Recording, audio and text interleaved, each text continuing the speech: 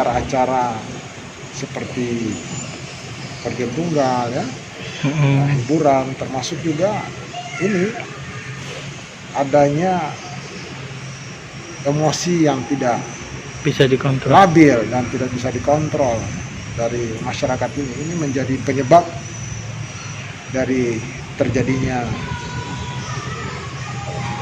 penganiayaan ya, bahkan berakibat kepada meninggalnya korban. Pak, ini juga termasuk salah satu pengaruh dari narkoba bisa jadi, Pak? Ada beberapa kasus ya, ini kasuistis sifatnya. Ada beberapa kasus yang memang pelakunya itu adalah pecandu narkoba. Namun ada juga kasus yang memang tidak pecandu narkoba. Jadi kembali lagi ini kepada kestabilan emosional ya.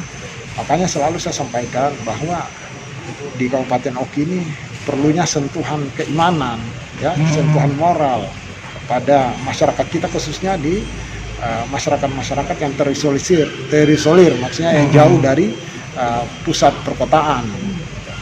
Seperti di daerah-daerah Tulung Selatan ya, Sungai Menang, Cengal, kemudian di daerah-daerah yang memang sulit ditempuh dengan jalur darat. lebih rawan konflik di daerah sana, Pak? Ya sebenarnya kalau konflik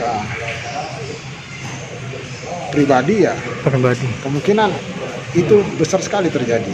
Karena itulah tidak ada faktor yang membatasi dia, minimal kalau dia tahu bahwa itu adalah tindakan yang secara agama itu dilarang dan dosa besar, insya Allah dia tidak akan melakukan itu.